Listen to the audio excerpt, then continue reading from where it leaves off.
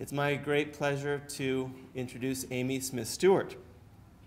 In 2013, Amy was appointed curator at the Aldrich Contemporary Art Museum in Ridgefield, Connecticut. Before that, she held curatorial positions at MoMA PS1, the Peter Norton Collection, and Mary Boone Gallery. She's the founder of Smith-Stewart, a nomadic gallery that migrated around New York City and for a while alighted as a real gallery in the Lower East Side from 2007 to 2012. She's organized more than 60 exhibitions in museums and galleries. Recent exhibitions at the Aldrich include 2 by artists who teach here, Jackie Windsor, With and Within, and I'm really happy to see Jackie here in the front row, and Kate Gilmore, A Role in the Way. Amy also curated Civic Action at Socrates Sculpture Park and the Noguchi Museum in Queens. She curated Campaign at C24 Gallery here in New York. She received a BA in art history from NYU and a master's in contemporary art from the University of Manchester, Sotheby's Institute of Art in London.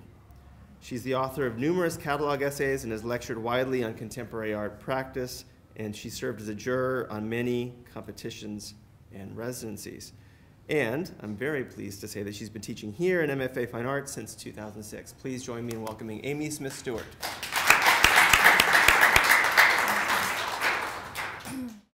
Thanks, Mark. I'm happy to be here. I've never been in this room before, so it's exciting to be here. We have no mic, so I'm going to do my best to project my voice, but if anyone has a really hard time hearing, just let me know. I thought what I would do today, instead of talking about a number of exhibitions over a course of a long period of time, is actually focus on some exhibitions that I'm working on at the Aldrich right now. And the way that the Aldrich Museum works is they have openings twice a year, and there's a series of exhibitions with a focus. And the next series of exhibitions opens on May 3rd. And the underlining idea or theme is we've entitled Circumstance. And I'm just going to read what I have here, and then I will elaborate. Circumstance attempts to explore the interstices where art and object come together, come apart, and reunify by examining context, its many shifts and permutations, and tracing the movement of art and objects from the studio to the museum. So what does that mean? I have always been really interested in artist practice. Obviously, that's what drove me to be a curator. But I realized that oftentimes the circumstance of the museum or the gallery doesn't offer an entire picture or scope of an artist's practice. So what we are attempting to do here at the museum in the spring is actually we've invited and worked with 6 artists. I'm specifically working with 4 of them. And we have decided to position the artist's work alongside other artists' work, objects that are from art or design, but not necessarily art objects, and essentially define the context in which their works are being selected. So I'm going to quickly go through these exhibitions, and if anything at all sounds confusing or needs elaboration, I'd welcome questions while I'm speaking. I'm very happy to answer questions now or while I'm talking or afterwards. The first exhibition is Virginia Poundstone, Flower Mutations. Virginia Poundstone is an artist, and I'll show you examples of her artwork, who has spent the entirety of her career thus far, which is about 15 years, investigating the representation of the flower in art and design.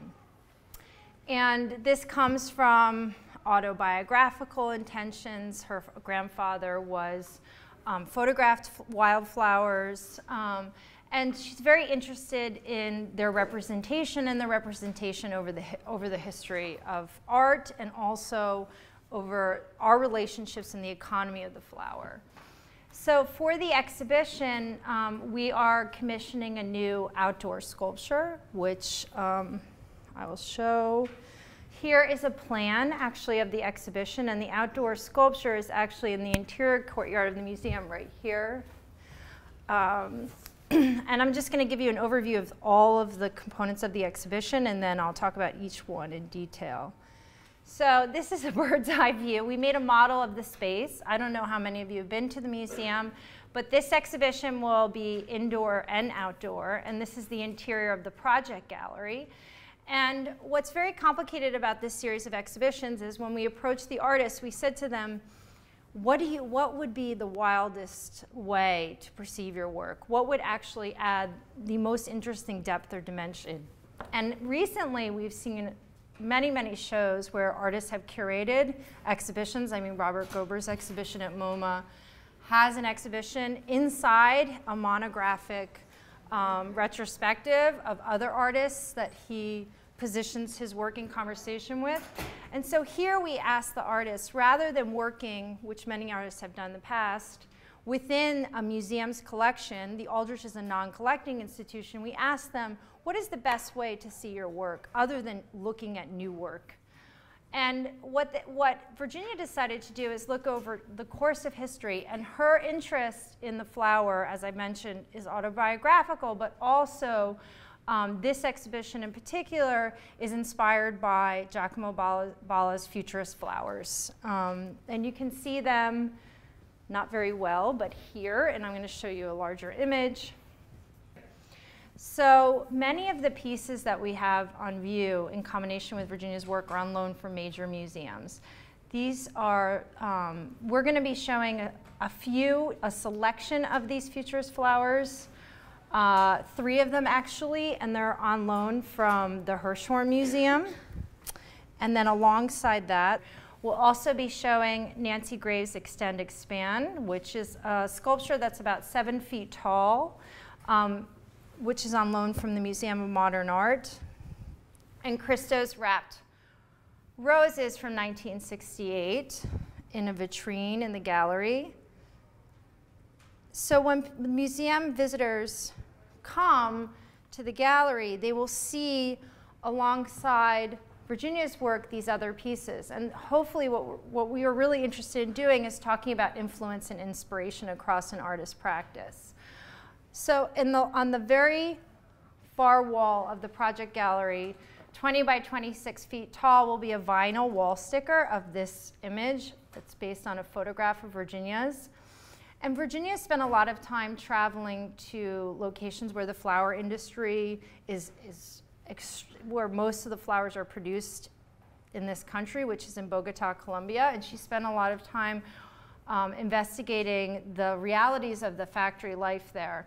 And many, many flowers, I didn't realize this, but flowers are actually almost kept in a frozen state when they travel across borders and across country. And so here in this piece, she's talking to the fragility of the flower, not in its representation, but also in its lack of being within a wild state anymore. So here it's in a rainbow hue, and it's going to be so monumental in the space and loom so large. And through the project gallery window, you'll also encounter a large earthwork. We spent, in November, several weekends planting more than 3,000 tulip bulbs on the museum's grounds in 8 different color hues. And what Virginia wanted to have is, in conversation with this more, the frozen state of the flower, also have flowers in the wild state. So she created this grid where, and I was with hundreds of volunteers making these holes, and unfortunately the ground was so frozen we had to use a special drill bit to actually core the earth. She made this plan, and we planted all these, as you can see, in a very specific grid. And then as the grid, it doesn't show it here, but as you move away from the grid, it opens up, and the flowers will actually appear as if they're actually more growing in the wild.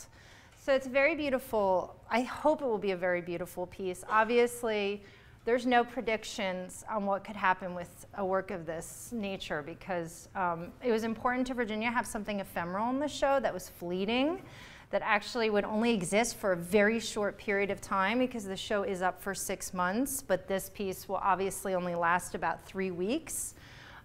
We worked with someone we know who actually specializes in the sale of tulips, and we hope that we got a specific variety that blooms quite late. So it's supposed to bloom by the end of April through the first couple of weeks of May.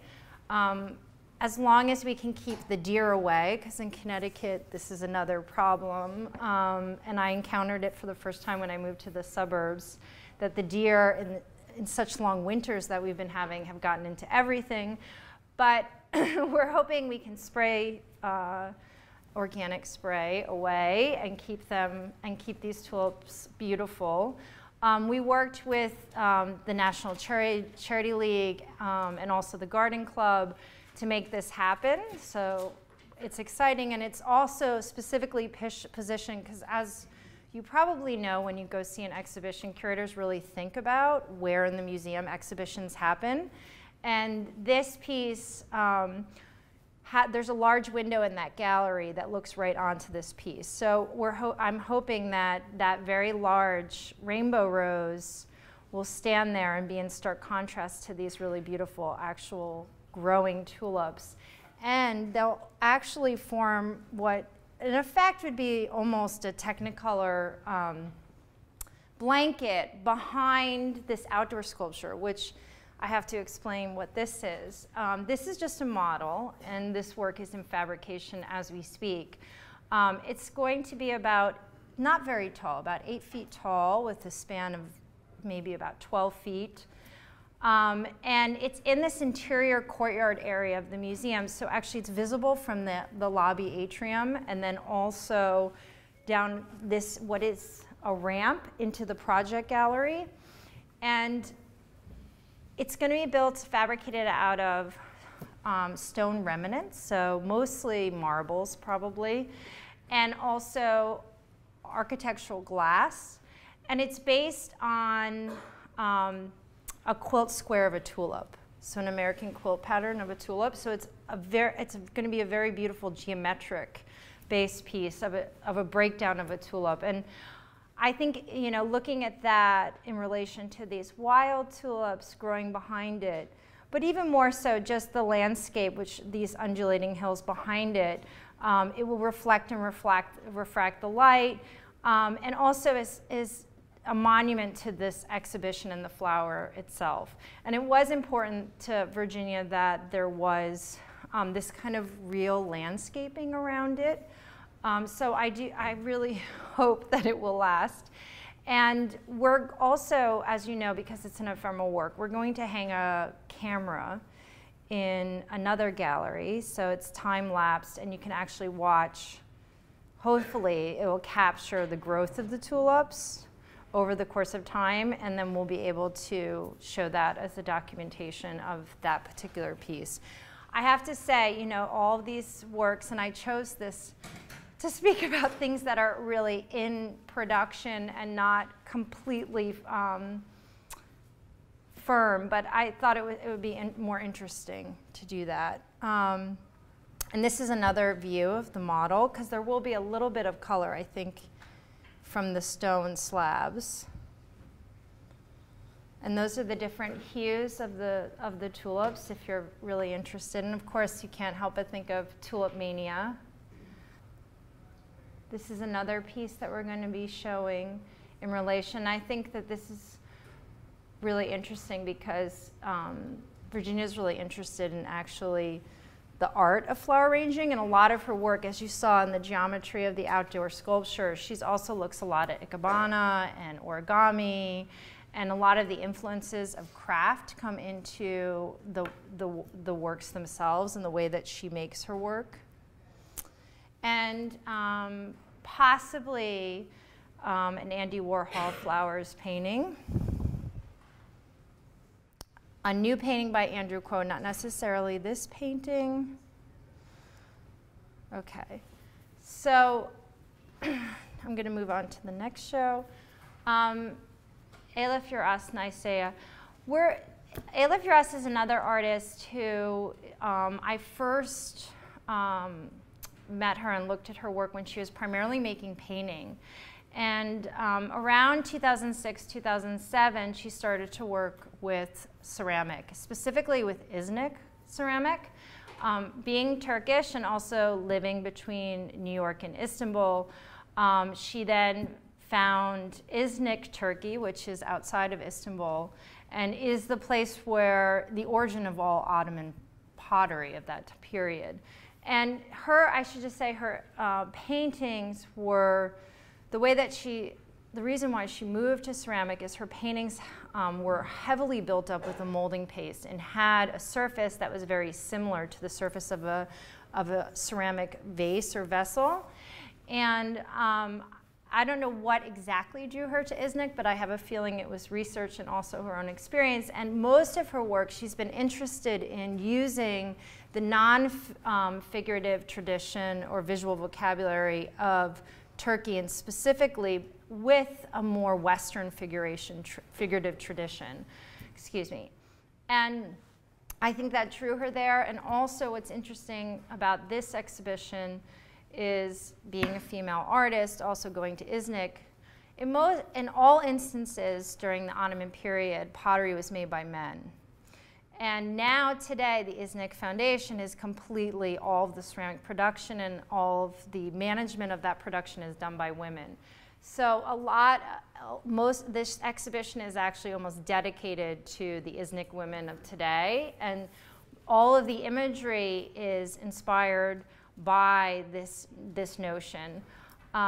So I'll show you some examples of her work.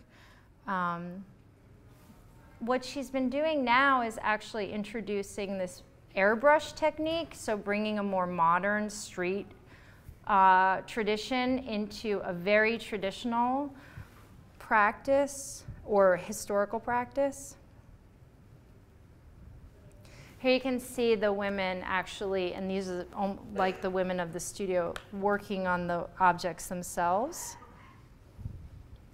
And this isn't a small gallery in the museum. I don't have a plan of it. But the exhibition actually, she's going to transform this small gallery into an interior courtyard, a traditional interior courtyard of a Turkish courtyard. And in the center of the exhibition will actually be a working fountain. So this is, and as I said, all of these works are in production, but this work itself will be, it's the basin for the fountain, and on the top, water will be, coming out, and we're creating a base which will then be tiled by hand-painted tiles that she's made. And alongside this work, which will be in the center of the gallery, will be these vessels, which will be on pedestals. Yeah. This piece? Yeah. This piece is about the scale of this table, I would say. And it's, I mean, very intimate and small, but it will be on a raised base that will be tiled. I can show you here in this drawing.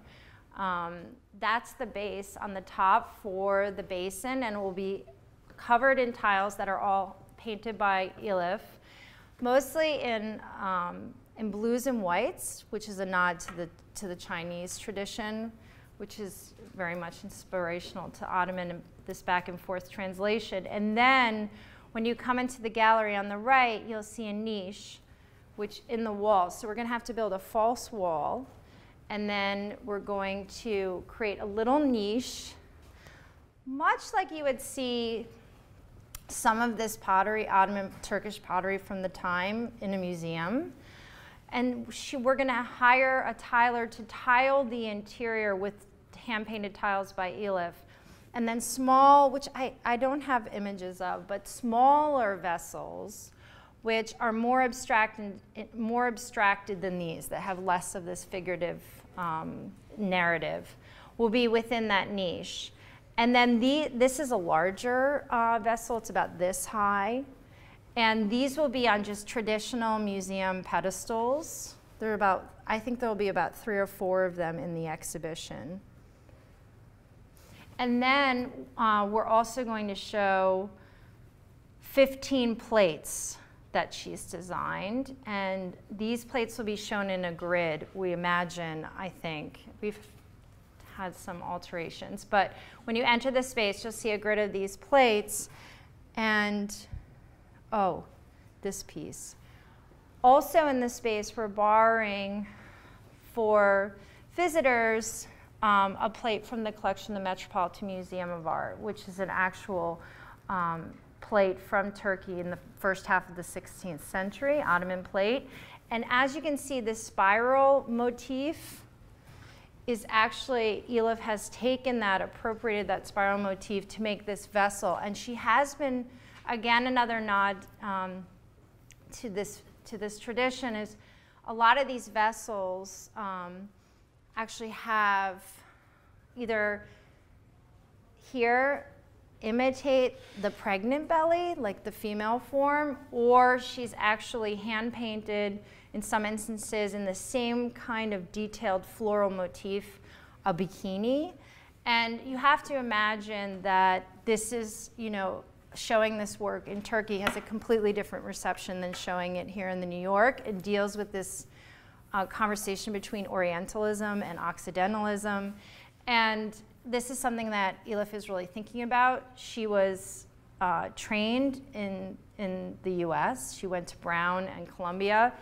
And, but she spends a lot of time, obviously, in Turkey. And these works can only be made in Turkey because it's a very specific kind of firing technique that you could never imitate here. And so she's collaborating with these women. And also you can imagine working with these women, and they're working in this older tradition and convincing them actually to work and make these, with her, these molds, and also work within these narratives and these designs. So I think it's going to be very exciting for her also to see her inspiration alongside her own work, obviously coming from very different perspectives and very different points of view.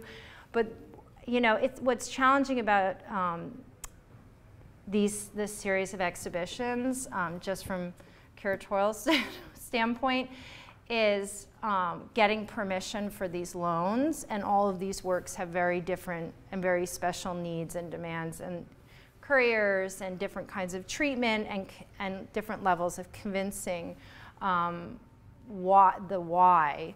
But I think working as a curator, this dialogue is really important, and it was very important to us to actually work with these artists and be able to show the public. I mean, I have the privilege of working inside the artist studio and listening to, you know, working collaboratively with them and understanding their positions and where their ideas are coming from. But for the audience, it's very hard oftentimes for all of that to come into an exhibition.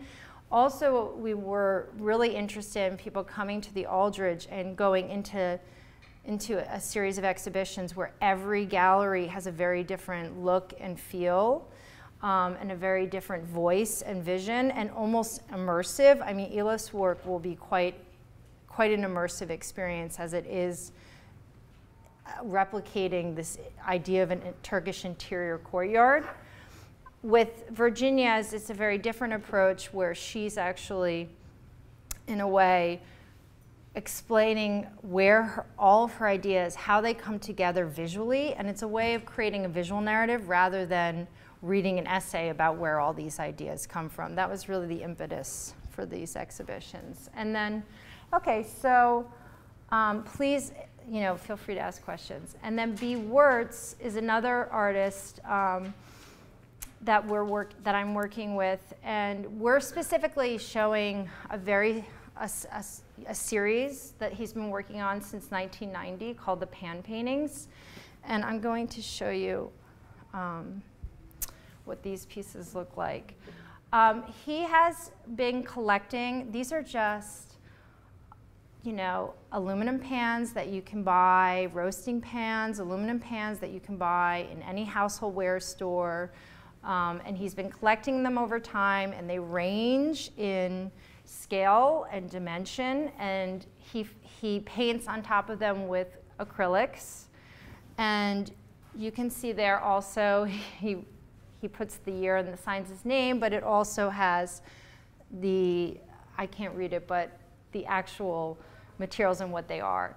And this is an ongoing series that talks a lot about collecting and originality and taste, and also high and low, and the value of, here's his collection of works, here's another collection of objects that he in fact collects. So we have 4 collections: his own collecting habits, which then become the basis for a body of work. And then alongside that, he's been collecting English Victorian era dark blue jasperware and American Victorian crystal and mid-century Danish enamel creniples. This might sound like a kind of zany idea, but we're going to be presenting these objects in direct relationship with his pan paintings. How are we going to do this? Well, in a very large gallery, if you've seen Jackie's show, it's actually in that same gallery. On 3 walls, we're going to be showing these paintings salon style. I have a feeling there might be about 200 of these paintings, and he's been working on them for a year, and I think we determined that the earliest painting is from around 1991, and then obviously he'll be working, some of the paintings in the show will be done several weeks before the installation.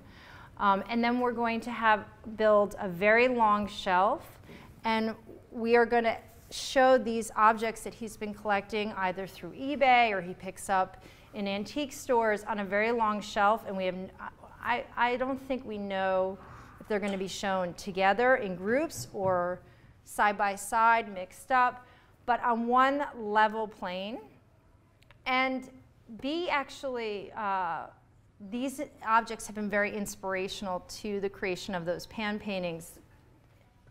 Why, you say? Well, first of all, as you can see, very obviously the creniples, the coloring of the enamel, the color, the shiny surfaces, the colors themselves of the interior of the bowls, the cut, the American Brilliant cut crystal, the embossed surfaces of the pan paintings actually obviously also imitate the surfaces of the jasperware and the American Brilliant. And I think that what we're attempting to do is show that inspiration doesn't always come from art itself, but it comes from a lot of different things that we see in the world and we encounter in the world today. And all of these influences come together and they form something else, something that lives and breathes and becomes a finished artwork. And what B is trying to do is talk about originality and taste. This is my collection of objects, B. Wertz's work, and these are things that I collect themselves. If we mix it up all together, what does that mean? Who's to say what the value is? Where does the value lie? And I think that that's another interesting thing that we're attempting to do at this series of exhibitions, is talk about where installation begins and where exhibition design starts, what is immersive and experiential versus what is sculpture. And these are all things that curators and artists are grappling with and struggling with when they're putting together exhibitions. And we're trying to unravel all of these questions and make this a starting point for multiple conversations to occur, either in the exhibitions themselves or outside the exhibitions. But I think, what's really interesting is we always think of things as linear and through a timeline. And I feel like when we look at contemporary art, we think about, maybe we look back 50 years or 60 years.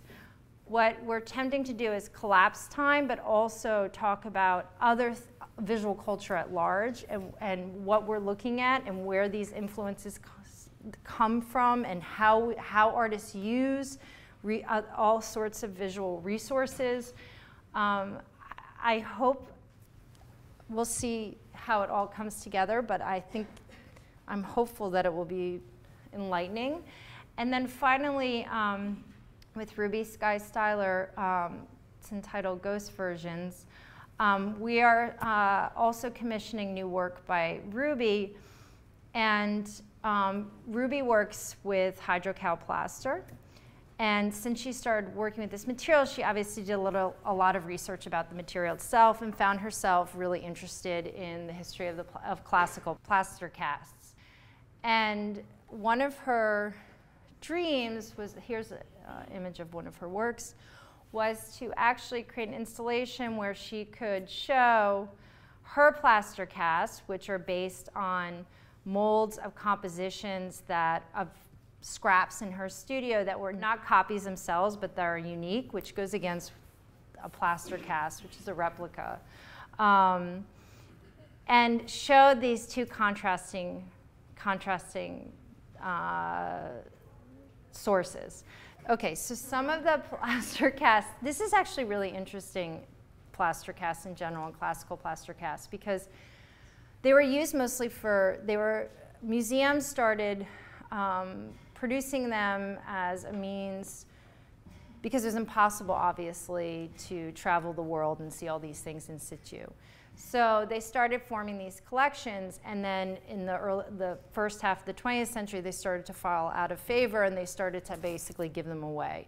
And a lot of them ended up in the Bronx, in warehouses.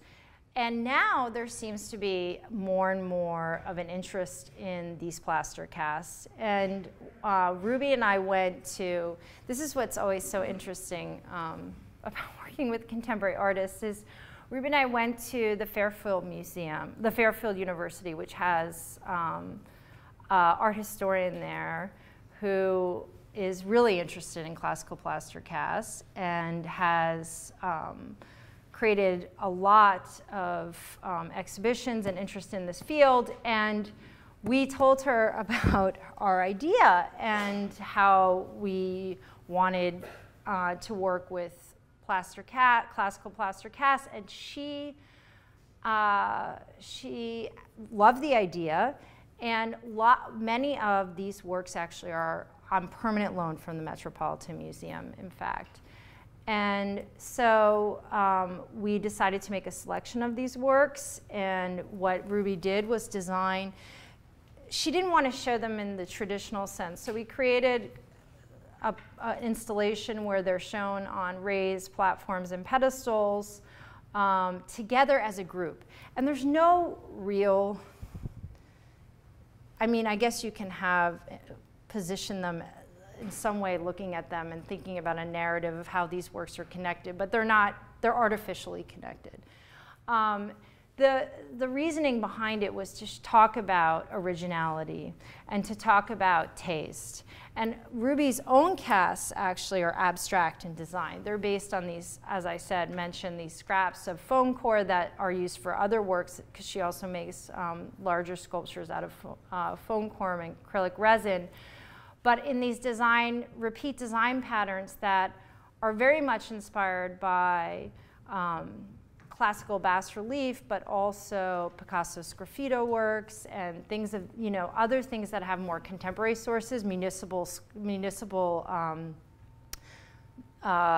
city benches and things of that nature, things that live on the street that we come across all the time, concrete architecture, but in a tiled repeat. So the scale of this is actually quite huge, and it's the largest piece that Ruby will have ever conceived. And we're working, in fact, because it's so huge, it's made out of 48 tiles in a repeating pattern. We had to work with a fabricator. The piece on the left side of the wall is actually a piece that she will make in her studio, which will be 20 tiles.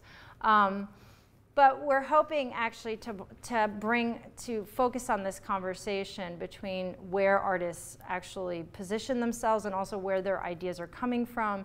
And her initial desire to work with hydrocal plaster. I mean, hydrocal plaster is also something that you have in art school, that you start in sculpture, 101. It's a very common material, but also relate it back to the experience of looking at plaster casts, because most of them are used for education in art schools for drawing courses. And what we're hoping is that we can actually draw on that, and maybe we will have we might be able to work with Kathy Schwab, the art historian at Fairfield University, and have a conversation between Ruby and her about why the plaster cast is actually, there's a lot more interest in it, in the history of it, and there's a lot more interest in actually as the world is changing with climate change, about these pieces themselves as actually historic now because they've been around for a really long time and what they tell us about our own history. So for Ruby, it was really, she wanted to have a balance between figurative pieces and pieces that were more architectural, and that's why there are pieces that represent the figure and then pieces that, are more remnants, you would say. But it also was important because she's thinking about these, because the pieces are being made now, she is going to think about some of the elements of the design, the bas relief and the design in some of these pieces, and possibly use that when she makes the molds and the ideas for this piece. This piece is a different piece that she's been making, but the new piece for the museum it'll probably look similar to this, but the repeating and the design of it will be different. Does anyone have any questions why I'm doing this?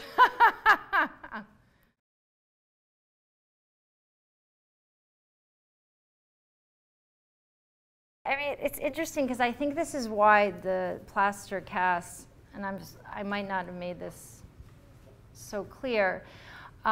It's interesting in talking to the Fairfield University, because she spends a lot of time actually on the Acropolis, and actually the Fairfield University, the museum there, has a lot of the classical casts that they have are specifically from the Parthenon. And I think it's interesting because to show these, yes, they're casts, but some of them actually are now historic classical casts. So it adds this other dimension to the exhibition where you have, where it does talk about originality and value and high and low, because there are, now these casts all of a sudden have an inherent value again, even though they were cast off for a while from the museums themselves. And that's what I'm hoping when Kathy and Ruby speak, that they can talk a little bit more about that. Because in working on these exhibitions, it's so interesting how you come into these smaller circles of highly specialized knowledge. And it's interesting because what I'm hoping with these exhibitions is also to unveil the kind of research that artists do in tracing back why they're working with these materials and where this interest came from and where it spawned from. And Ruby was telling me when she first started working with hydrocal plaster, she immediately was drawn to this quote about the casts, the Hall of Casts at the Metropolitan Museum of Art. And that kind of drew her into this conversation, but obviously she was always interested in what she refers to as the inherited and the borrowed, and in the unique and the copy. These conversations are already alive in her work, but it's sort of all coming together now. And maybe visually will actually provide an entire kind of feeling, maybe even change her positioning and authority on what it means to work with this material and have it right there next to the work. Because obviously that's another interesting conversation, but also risk is that transparency.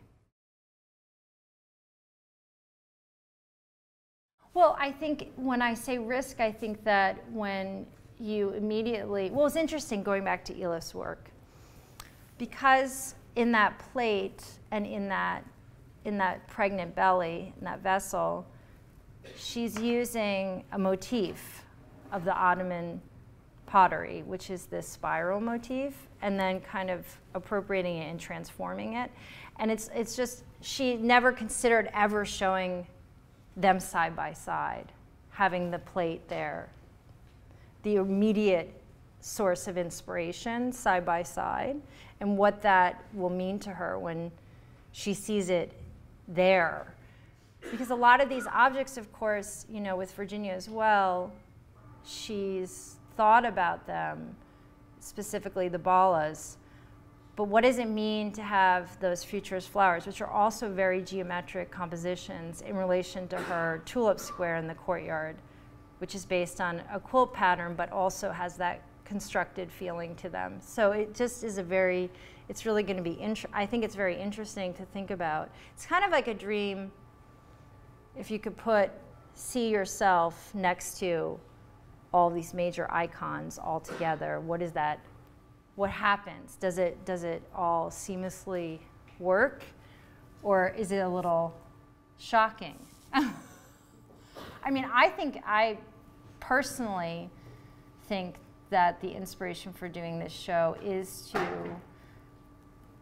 for artists, I mean, for the audience to see that inspiration comes from so many different sources, and usually we think of only within the context in which we're making. When the first show that I did when I first started at the Aldrich, which was really demanding, was I did commissioned Xavier Simmons to do a 5-hour endurance-based performance, and it was really scary for everyone because it was basically a blank gallery. The gallery is covered in unprimed canvas, and there's 1/4-inch plywood on the floor and a long wood table with materials on it, and that's it. And that, you know, people had to, the work was made.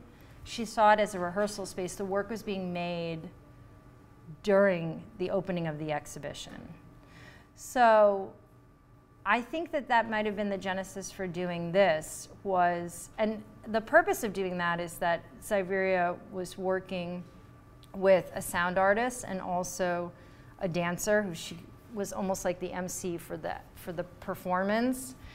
And it's also the work itself was very influenced by this intersection of visual art and other art practices like dance and experimental theater and music.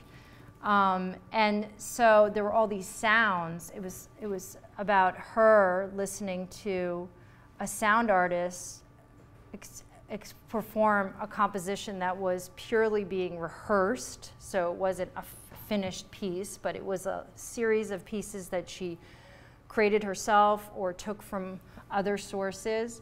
And Xavier was in essence responding by making action painting on site. So it was one of these pieces where the breakdowns and buildups of maybe a studio practice over a long period of time was happening on site for an audience, in which and also being recorded by 3 videographers, was being made in real time and with an audience that became part of the piece. So, and then we showed the record of the performance and the aftermath of the piece in situ, and I think that was really risky, and I like that risk.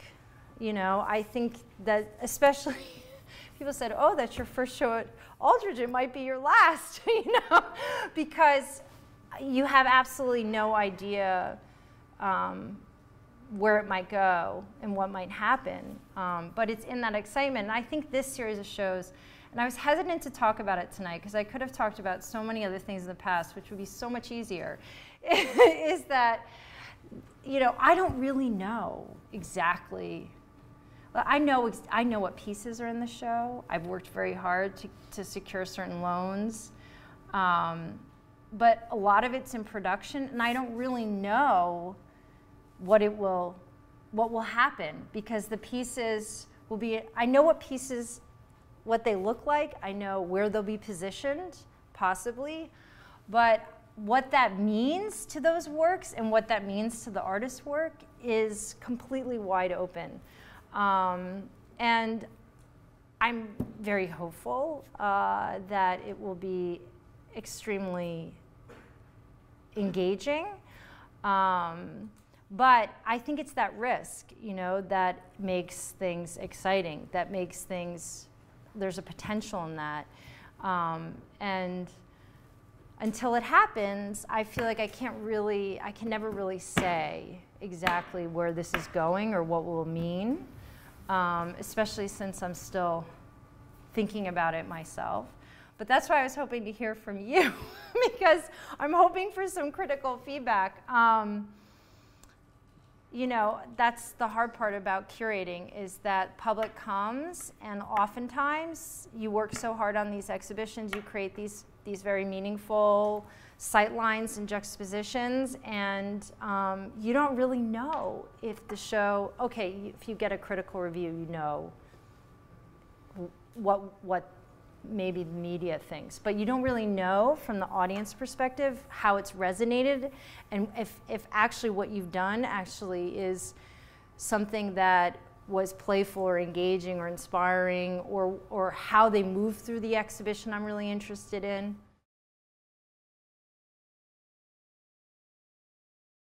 No, the pans, well, both. Actually, all 4 collections, it's ongoing. The pans themselves that he paints on are his artworks. And it's an ongoing series that he initiated in 1990. And we're going to show a selection of these pans, probably, I don't know, maybe 200 of them, salon style, that go back as far as 1991. And then the objects, the Jasperware and the American Brilliant and the Credit Bowls, those are objects that he's been collecting for a long time, that he buys on eBay or he buys in, you know, antique stores and shops around for. But he realized, I mean, his practice, actually, I should say that at large, is inspired a lot by collecting. And I think that that's an aspect or a thread into his work that we wanted to highlight, and that's why specifically, I mean, obviously all of these artists make lots of different things, but we wanted to hone in on sort of an overarching idea or concept that was like a driving force in their vision.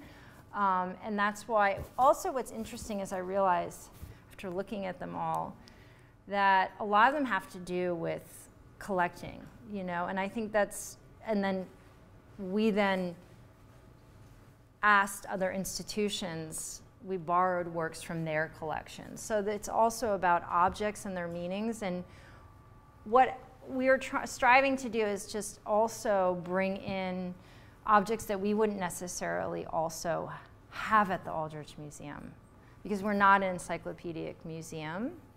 We're not a collecting institution, even though it was founded as a collecting institution. And so there was a desire also, like, what would it be like for a contemporary art museum to have some of these objects here? And so that was another, obviously, exciting factor for our audience. And I hope that we're doing this also, this public program series, where each of the artists made or are showing a smaller object in what was formerly the store on the lobby, which is now a gallery, a very small gallery. And then we're doing an open call to the surrounding community to propose an object or objects or something from visual culture that they think would be an interesting context to see this work in. And the artist is going to select the proposal. So it's a way of actually also going out into the community and having them think about what it would be like to work with Ruby Sky Styler, and she's actually showing a small animation, but how they would contextualize her work. No, it'll be in the museum. It will be in this gallery in the museum, but I am like I'm really intrigued to see what kind of proposals we get, and I'm equally intrigued to see what proposal each of the artists will select.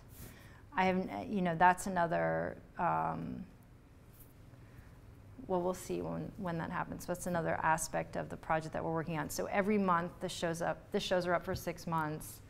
This space will switch over every month.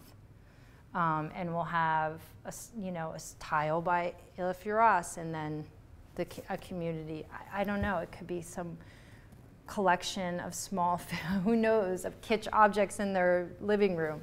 But it will be interesting to see, because I think that it also starts to break down like what it means, like how do you define context?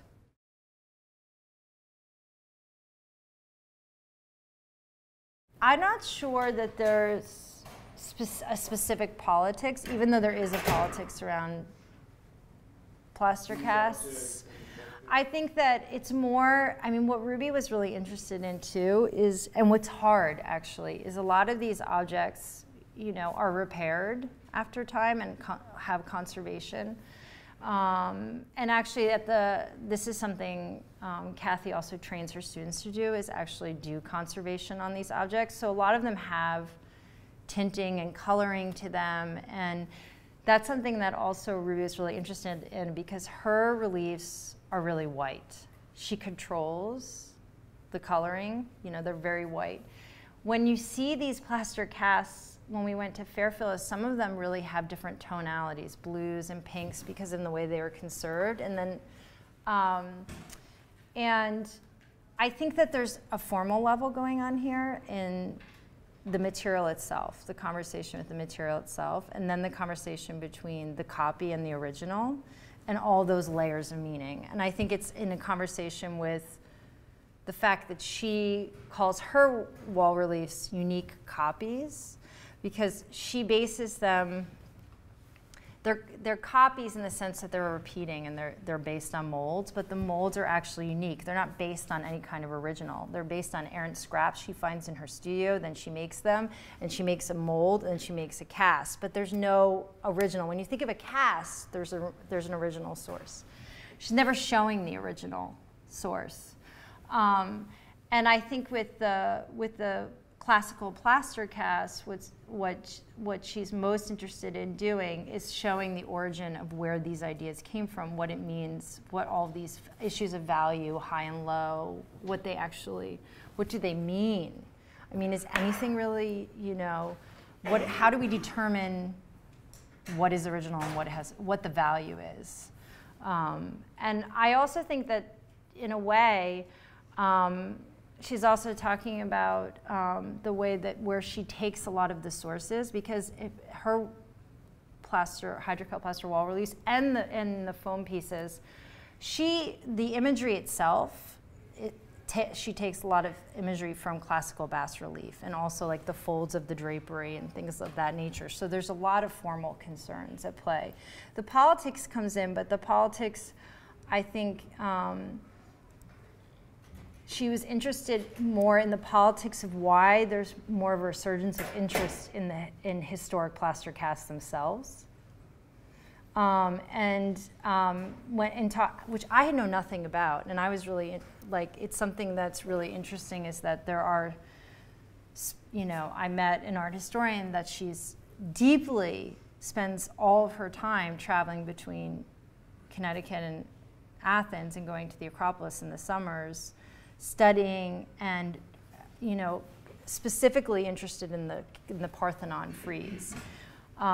And I think that's what I was most interested in, is not really, I think less the politics, but more the fact that contemporary art raises all these other issues, and that you can come into this exhibition and have no familiarity with Ruby's work, but have familiarity with the classical casts themselves, because everyone has encountered them through their art education, or through their education, in reproductions, or in reality, in situ, in museums.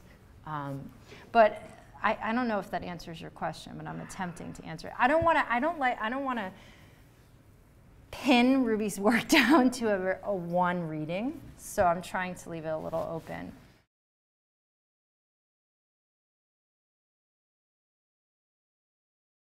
Well, all of these pieces some of them are from the Acropolis, some of them are from the British Museum, some of them, you know, they're from different sources, some of them are from Rome. And also copies, so they kind of Yeah. avoid the question of... Well, it's interesting in talking with our historian there is that they're copies, but now some of them are quite old, so they actually have another kind of value to them.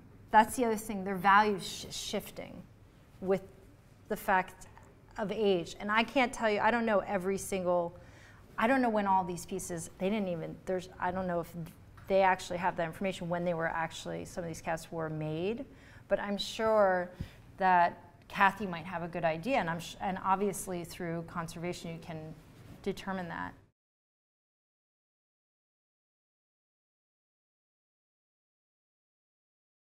No, I very openly like to operate in that train because that's actually, Jackie, a perfect point that you just made.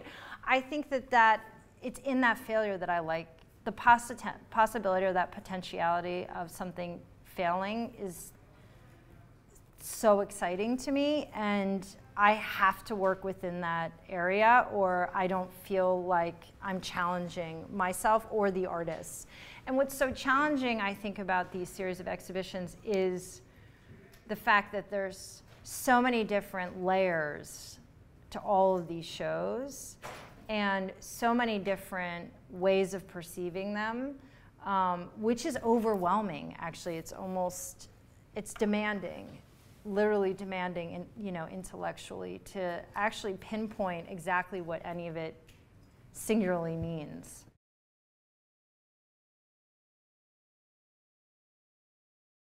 Some of the exhibitions that I've done in the past, I've known the artist. Like, there's a show up right now with an artist named David Scanavino. I first saw his work more than 10 years ago, and I've been watching it over time. And what happens is sometimes I meet an artist and I'm working on something and we work together immediately. Like, I could go on a studio visit, see an artist's work, and I'm working on something and it's on view in a few months.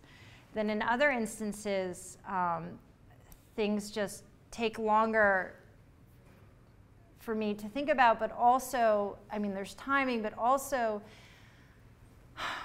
it's interesting, like this series of shows wasn't because I felt like, oh, this is an interesting overarching idea and I want to do it. It's because I started looking at, like I saw Trisha Donnelly's Artist Choice series at the MoMA, and I saw Diderot's work tables, and I had done the Siberius Simmons show, and I'd worked at PS1 where there are temporary permanent installations within that building. And so I was thinking about, for a long time, context and layering and influence, and also the history of the space itself. The Aldrich Museum, as I was mentioning, is a non-collecting institution, and what does it mean to bring these objects to a museum like this? But also, the museum was founded by a collector, and Larry Aldrich, in 1964, and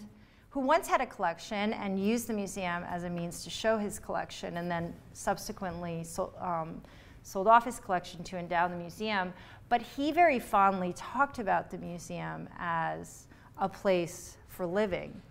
And that is something very interesting to me, because when you go to museums today, you don't necessarily, I mean, contemporary art museums or modern art museums, you don't necessarily think about them as places of living spaces. And he would sometimes put plants, in the gallery and try to make it more of like a living room atmosphere. And when I first was thinking about this exhibition, after I read something he had written about his collecting habits and the museum, I started thinking, God, what would it be like to put in the Contemporary Art Museum? And when you go to the Met, what's so fascinating to me is the fact that you go from being in the Greek galleries to being in the European wing to then being in a Rauschenberg Combine show. And it's so startling. In fact, it's so startling for some for some visitors that I've at least 3 times encountered within a contemporary art exhibition, the Baldessari show, the Rauschenberg show, visitors screaming on the top of their lungs, "What is this?"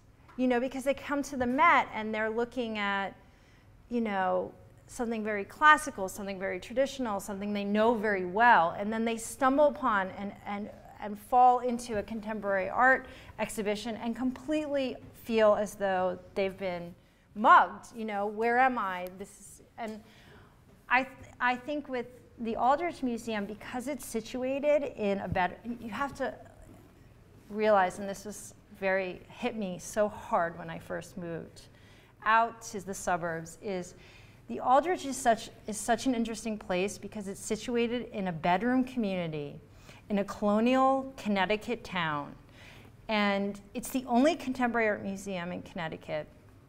And it's so interesting because you walk down Main Street and there are all these huge colonial homes. And then you have this museum off the Main Street with all of this contemporary art.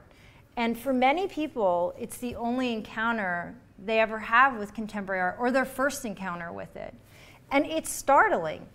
And thinking about even going back to when I had a gallery space, as I used to always say, oh, my little white box.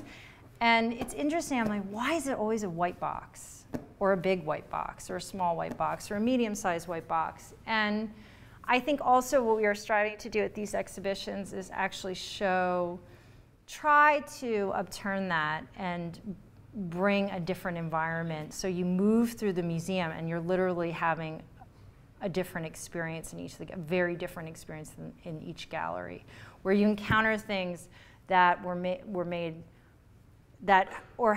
not even made decades and decades ago, but also have a resonance of being made from an entirely different period of time. Or else encountering objects that like in B's exhibition, where people are like, what? You know, a bowl, a household item, and a contemporary art work? What is that about?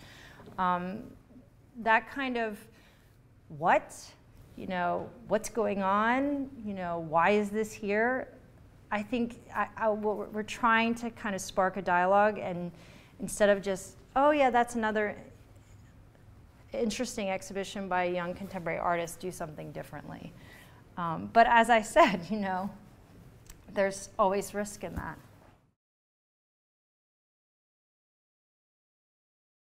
I think it's an interesting time because there's so many artists that are also working as curators, or curators that have a background in art training.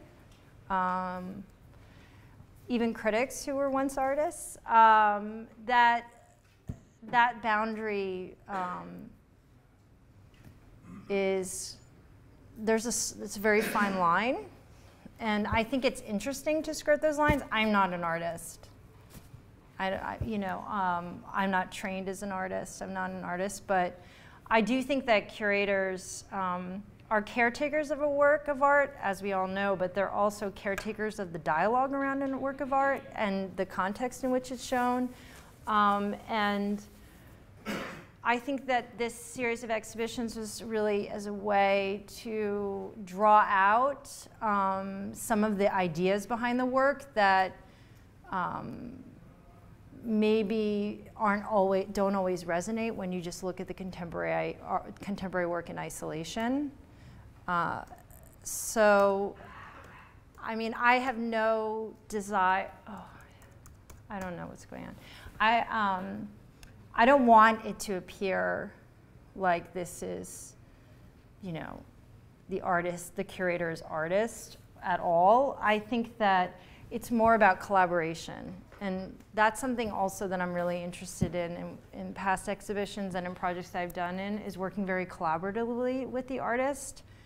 And hopefully that kind of collaboration comes out in the exhibitions themselves, that there's a closeness, so that the closeness actually between the artist and the curator brings about a better exhibition because they're working so intimately. But it's a fine line. I don't know. I mean, I guess that's for others to say, you know, how they perceive that relationship. I don't think that the desire here is all to be like curator as the creator.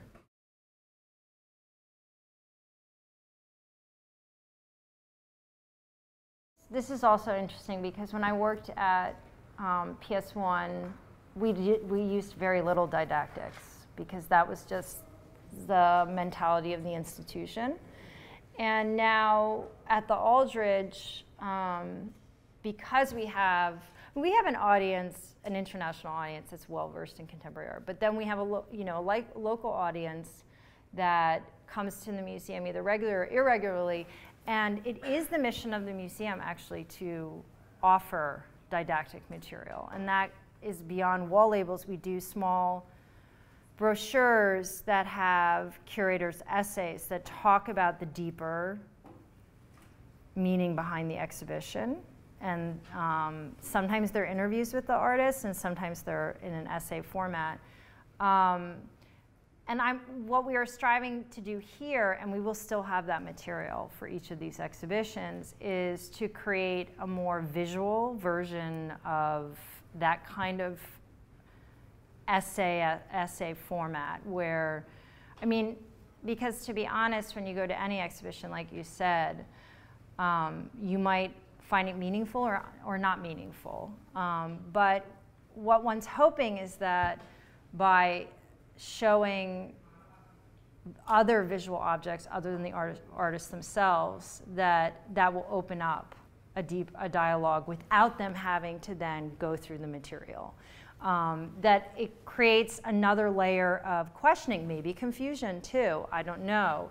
But perhaps also talks directly to that what does it mean?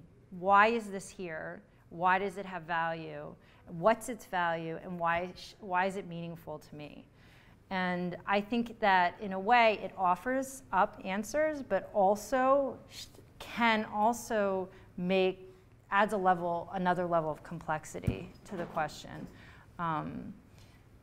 And that's another thing I'll be really interested in. I think someone recently was talking about the fact that it's very hard for curators to evaluate their production because if there's, as you said, there's so many exhibitions and there's only so much criticality out there that it's very hard to actually know the impact of one's exhibitions. I mean, it's the same for artists, I know, because unless you get a review, you don't really know how people felt about the exhibitions. So I'm hoping that with an exhibition of this nature, we might be able to shed some light in that area. But well, that's why I think with this, it's another kind of criticality as a means, as a vehicle to actually maybe inspire a criticality on a higher level. But as I said, I mean, you're right. I mean, someone could equally go into one of these exhibitions and be like, oh, you know, now I'm really not interested. I don't know.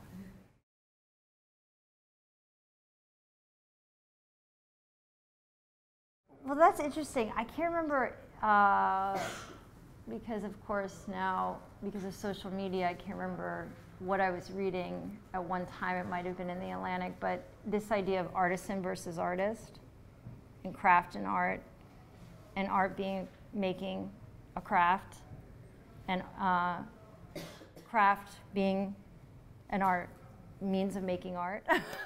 And this is something you touched upon really nicely, is that if you look at a lot of these artists, especially Eilif Uras and Virginia Poundstone, is they're actually working very much within both traditions and bringing craft traditions. Because I didn't mention in Virginia's show, but also we're going to have some objects of her own that she collects, and one of them being a piece of Belgian lace that she bought at a market. And she is very much looking at really well-known craft traditions, that have a long history, but who's to say, of course, we say in the contemporary world, we make very very strong line. We define things very in strong terms and divide between craft and art. But artists are constantly looking to craft traditions. And I think that Elif in particular is taking a tradition from a specific historic period, an Ottoman period, which was also borrowed, took from so many other traditions before it. And recognizing, also its history, its storied political history, and the fact that what's so interesting to her is the fact that this tradition was done primarily by men. And now it's females that are doing it. And that also has something to do with the distinction between craft and art and artisan. So it's all there on a very multi-layered. And I'm hoping, and what we are really attempting to do is also blur these lines too between not only the artist and the object, and the maker and the object, but also between the design and the object. And B in particular is very interested in that because he's taking something that exists that's actually a household item, a roasting pan, and making it into a painting and then showing it beside, in relation to, in dialogue with household items. So it's this multi-layered point of intersection that we're not trying to, in a curatorial way, be very deliberate and literal about, but these are actually points of interest in the artist practice themselves that they've been working through for a long time. Yeah, in many instances, we're actually we're working with the artist to realize these pieces. So we're paying for the production.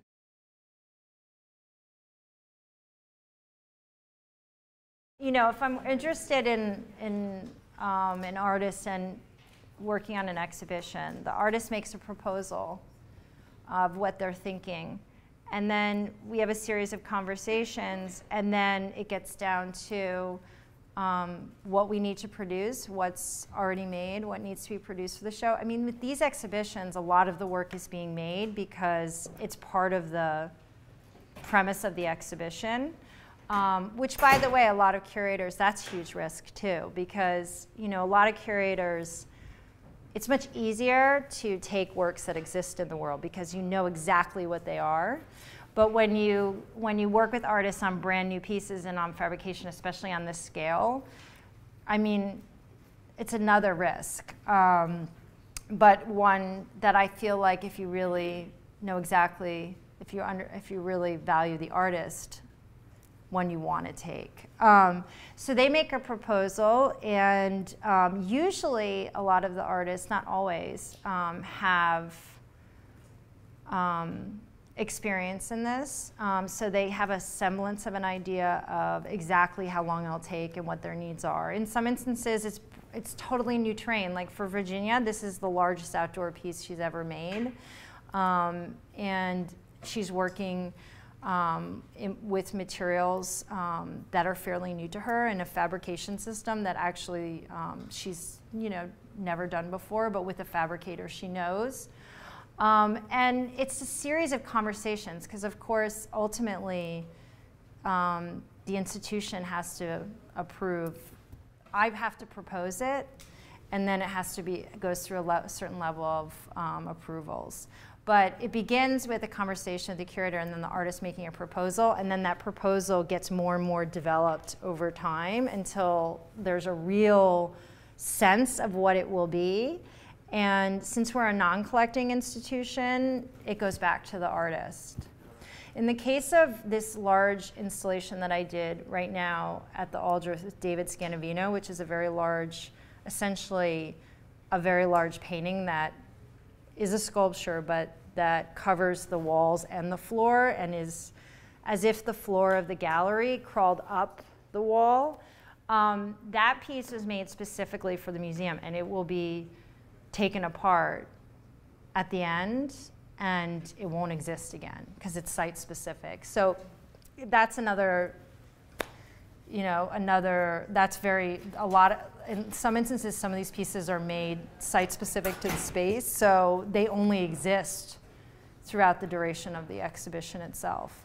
It's the same with this very large paper pulp piece. He made it on site, and essentially it's an ephemeral, it'll be gone once the exhibition is over.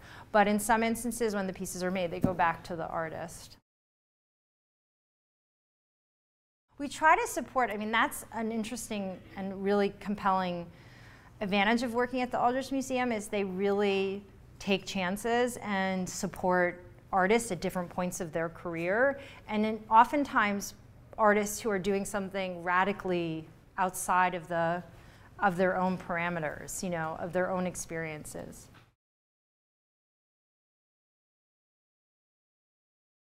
There's two answers to that. One, I disagree with, I think that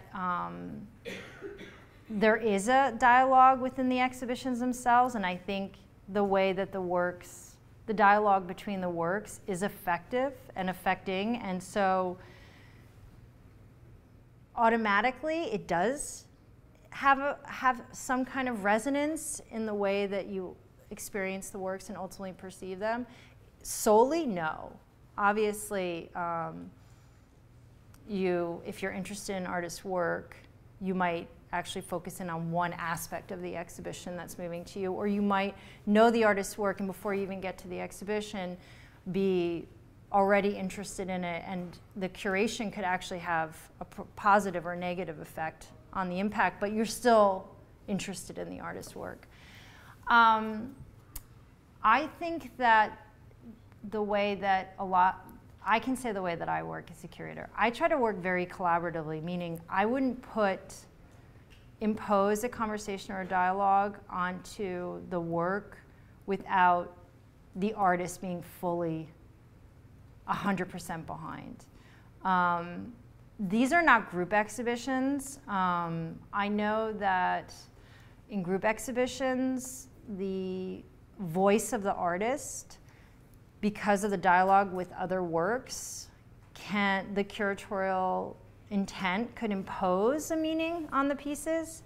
But in these instances, what we tried to do is offer artists a way to open up the dialogue around their work, but in no way interfere with the reception of the works themselves. I think that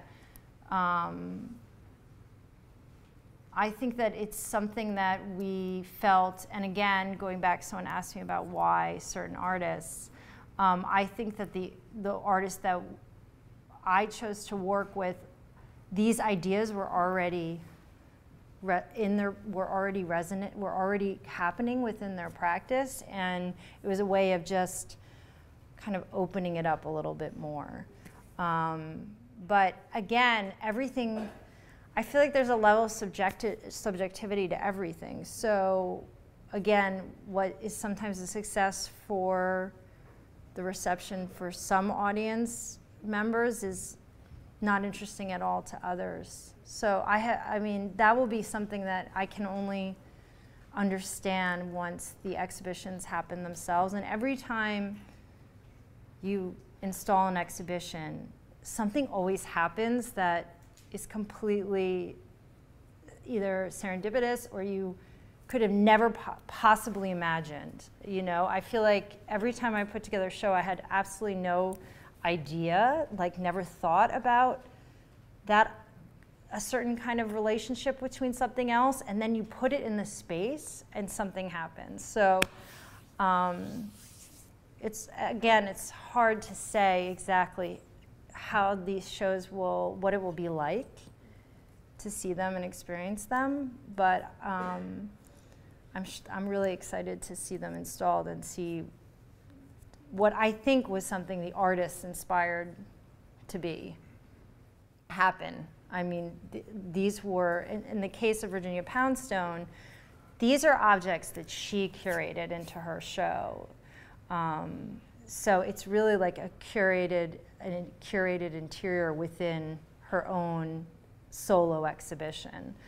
And that was another important factor to this, is that these are all positioned as solo museum shows. So solo shows, it's not a group exhibition.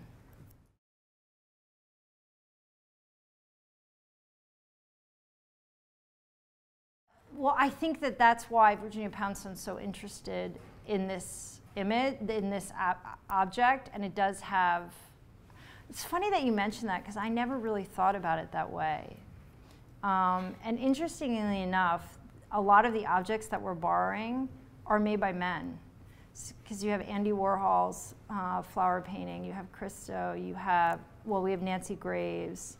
But that's a really interesting question. I feel as though what Virginia is most interested in is the permutations of what a flower represents and how it's been represented.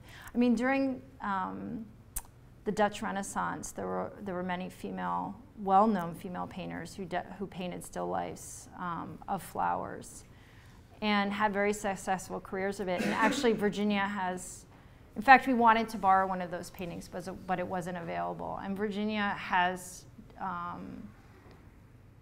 looked at what the flower and the still life and it as a memento mori. In the case of like the Christo, it's wrapped in plastic.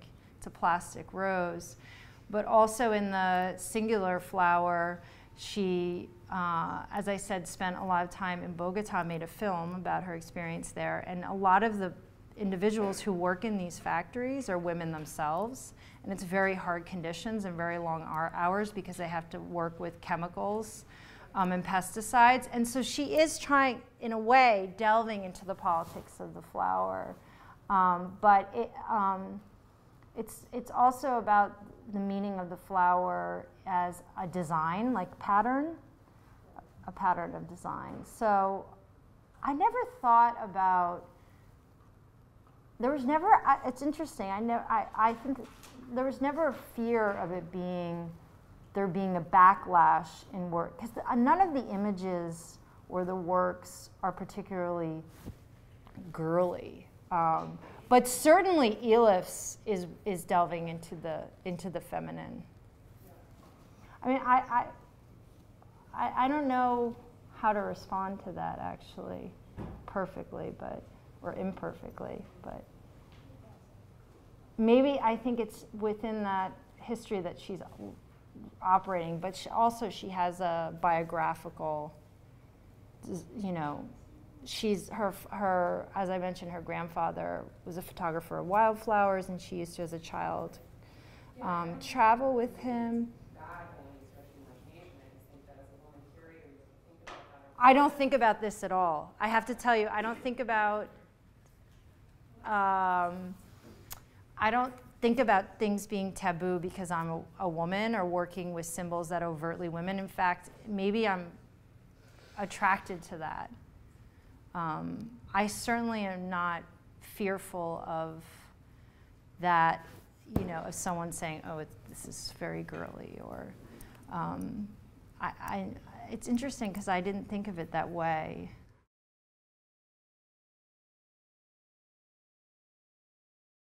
Well, we collaborate. So my colleague's curating those shows, and that's how, a lot of the times how we work at the Aldrich. One of us comes up with the overarching theme or idea, and that impacts the series of exhibitions. But in many instances, I'm looking at artists for a long period of time, and then these ideas kind of start to come together. That's why there's some overlapping interest in all of the shows. I feel like there is a through line. I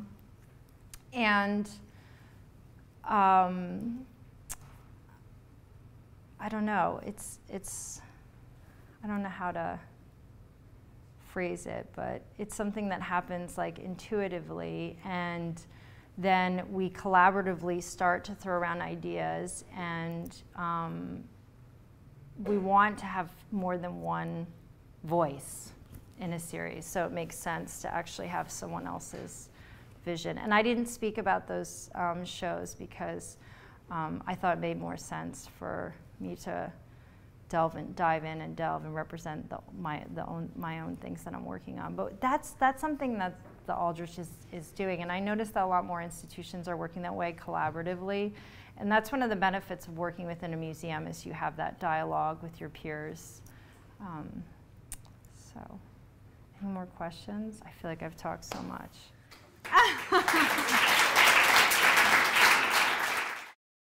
Collection, the Aldrich is a non-collecting institution. We asked them, what is the best way to see your work other than looking at new work?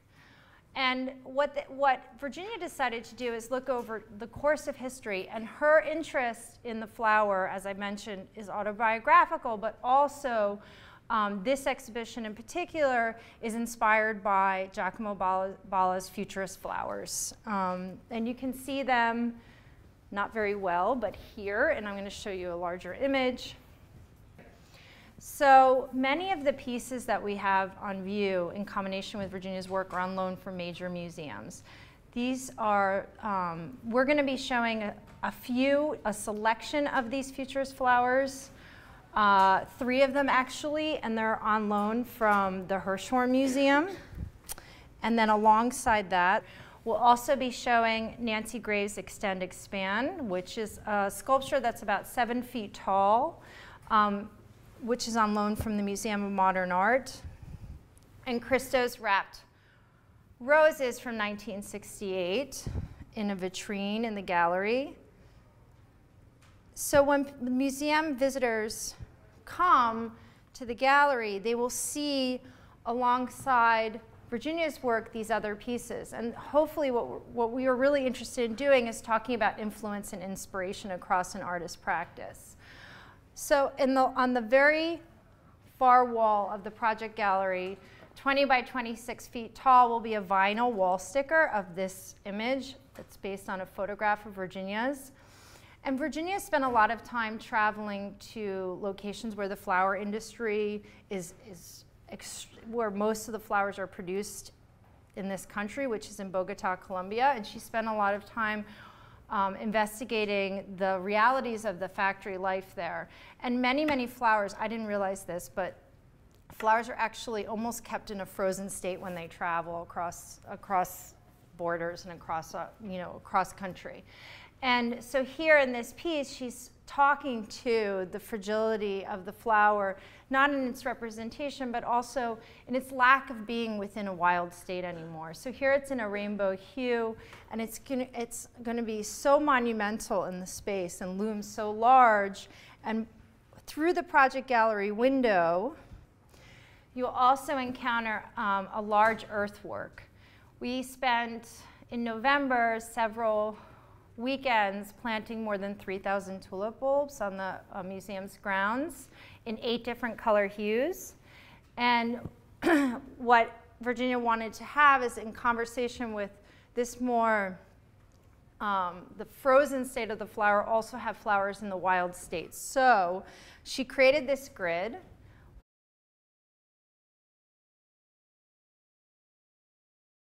It's my great pleasure to introduce Amy Smith-Stewart. In 2013, Amy was appointed curator at the Aldrich Contemporary Art Museum in Ridgefield, Connecticut. Before that, she held curatorial positions at MoMA PS1, the Peter Norton Collection, and Mary Boone Gallery. She's the founder of Smith-Stewart, a nomadic gallery that migrated around New York City and for a while alighted as a real gallery in the Lower East Side from 2007 to 2012. She's organized more than 60 exhibitions in museums and galleries. Recent exhibitions at the Aldrich include 2 by artists who teach here, Jackie Windsor, With and Within, I'm really happy to see Jackie here in the front row, and Kate Gilmore, A Role in the Way. Amy also curated Civic Action at Socrates Sculpture Park and the Noguchi Museum in Queens. She curated Campaign at C24 Gallery here in New York. She received a BA in Art History from NYU and a Master's in Contemporary Art from the University of Manchester, Sotheby's Institute of Art in London. She's the author of numerous catalog essays and has lectured widely on contemporary art practice, and she served as a juror on many competitions and residencies. And I'm very pleased to say that she's been teaching here in MFA Fine Arts since 2006. Please join me in welcoming Amy Smith-Stewart.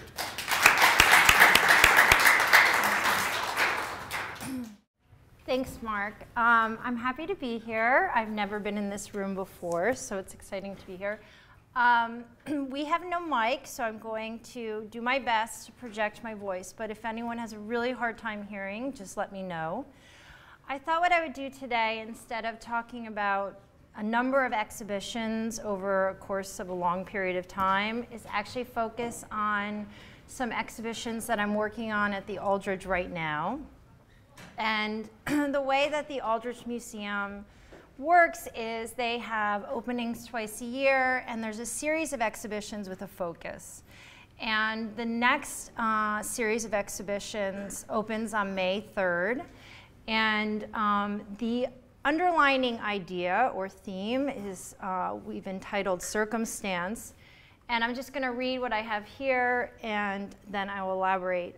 Circumstance attempts to explore the interstices where art and object come together, come apart, and reunify by examining context, its many shifts and permutations, and tracing the movement of art and objects from the studio to the museum. So what does that mean?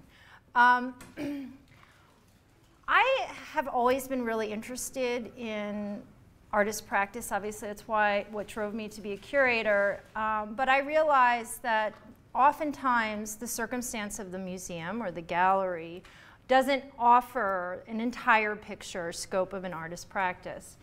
So what we are attempting to do here at the museum in the spring is actually we've invited and worked with 6 artists. I'm specifically working with 4 of them. And we have decided to position the artist's work alongside other artists' work, objects that are from art or design, but not necessarily art objects, and essentially define the context in which their works are being selected. So I'm going to quickly go through these exhibitions, and if anything at all sounds confusing or needs elaboration, I'd welcome questions while I'm speaking. I'm very happy to answer questions now or while I'm talking or afterwards. The first exhibition is Virginia Poundstone, Flower Mutations. Virginia Poundstone is an artist, and I'll show you examples of her artwork, who has spent the entirety of her career thus far, which is about 15 years, investigating the representation of the flower in art and design. And this comes from autobiographical intentions. Her grandfather was photographed wildflowers, and she's very interested in their representation and the representation over the history of art, and also over our relationships and the economy of the flower. So for the exhibition, we are commissioning a new outdoor sculpture, which I will show. Here is a plan, actually, of the exhibition, and the outdoor sculpture is actually in the interior courtyard of the museum right here. And I'm just going to give you an overview of all of the components of the exhibition, and then I'll talk about each one in detail. So this is a bird's eye view. We made a model of the space. I don't know how many of you have been to the museum, but this exhibition will be indoor and outdoor, and this is the interior of the project gallery. And what's very complicated about this series of exhibitions is when we approached the artists, we said to them, what would be the wildest way to perceive your work? What would actually add the most interesting depth or dimension? And recently, we've seen many, many shows where artists have curated exhibitions. I mean, Robert Gober's exhibition at MoMA has an exhibition inside a monographic retrospective of other artists that he positions his work in conversation with. And so here we ask the artists, rather than working, which many artists have done in the past, within a museum's where, and I was with hundreds of volunteers making these holes, and unfortunately the ground was so frozen, we had to use a special drill bit to actually core the earth. She made this plan, and we planted all these, as you can see, in a very specific grid, and then as the grid, it doesn't show it here, but as you move away from the grid, it opens up and the flowers will actually appear as if they're actually more growing in the wild. So it's very beautiful. I hope it will be a very beautiful piece. Obviously, there's no predictions on what could happen with a work of this nature because it was important to Virginia to have something ephemeral in the show that was fleeting, that actually would only exist for a very short period of time because the show is up for 6 months, but this piece will obviously only last about 3 weeks. We worked with someone we know who actually specializes in the sale of tulips, and we hope that we got a specific variety that blooms quite late. So it's supposed to bloom by the end of April through the first couple of weeks of May. As long as we can keep the deer away, because in Connecticut this is another problem, and I encountered it for the first time when I moved to the suburbs, that the deer in such long winters that we've been having have gotten into everything. But we're hoping we can spray organic spray away and keep these tulips beautiful. We worked with the National Charity League and also the Garden Club to make this happen. So it's exciting, and it's also specifically positioned because, as you probably know, when you go see an exhibition, curators really think about where in the museum exhibitions happen. And this piece, there's a large window in that gallery that looks right onto this piece. So I'm hoping that that very large rainbow rose will stand there and be in stark contrast to these really beautiful actual growing tulips. And they'll actually form what in effect would be almost a Technicolor blanket behind this outdoor sculpture, which I have to explain what this is. This is just a model, and this work is in fabrication as we speak. It's going to be about, not very tall, about 8 feet tall with a span of maybe about 12 feet. And it's in this interior courtyard area of the museum, so actually it's visible from the lobby atrium, and then also down this, what is a ramp into the project gallery. And it's going to be fabricated out of stone remnants, so mostly marbles probably, and also architectural glass. And it's based on a quilt square of a tulip, so an American quilt pattern of a tulip. So it's going to be a very beautiful geometric based piece of a breakdown of a tulip. And I think, you know, looking at that in relation to these wild tulips growing behind it, but even more so just the landscape, which these undulating hills behind it, it will reflect and refract the light, and also is a monument to this exhibition and the flower itself. And it was important to Virginia that there was this kind of real landscaping around it. So I really hope that it will last. And we're also, as you know, because it's an ephemeral work, we're going to hang a camera in another gallery, so it's time-lapsed, and you can actually watch, hopefully it will capture the growth of the tulips over the course of time, and then we'll be able to show that as a documentation of that particular piece. I have to say, you know, all of these works, and I chose this to speak about things that are really in production and not completely firm, but I thought it would be more interesting to do that. And this is another view of the model, because there will be a little bit of color, I think, from the stone slabs. And those are the different hues of the tulips, if you're really interested. And of course, you can't help but think of Tulip Mania.